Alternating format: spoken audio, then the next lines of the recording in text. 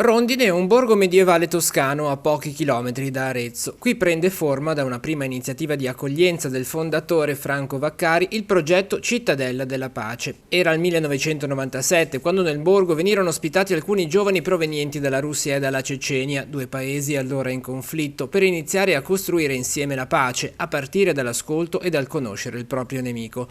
Da allora non si è più fermato il cammino di questa scuola di pace. Rondine, Cittadella della Pace, si impegna per la riduzione dei conflitti armati nel mondo e il metodo che ne muove l'operato mira alla trasformazione creativa del conflitto in ogni contesto.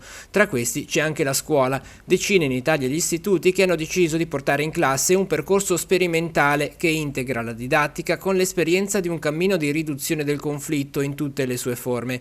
In Liguria la prima realtà che affronterà questo cammino, che coinvolge tutti, studenti, docenti e famiglie, sarà il Liceo Marconi del Pino di Chiavari. Il metodo Rondine si basa sulla relazione, sulla comprensione dell'altro, la non violenza, la non prevaricazione, no? Il non pregiudizio. No? Queste sono le basi fondamentali. Poi ognuno nel suo ambito svilupperà la sua didattica dando no? la propria sensibilità, la propria impronta, le proprie capacità. Inizialmente per il liceo chiavarese saranno le classi del triennio di una sezione ad essere coinvolte da un progetto che vedrà la presenza di un tutor esterno che coordinerà le attività e si occuperà di dare a studenti e docenti le competenze per affrontare il percorso della riduzione dei conflitti.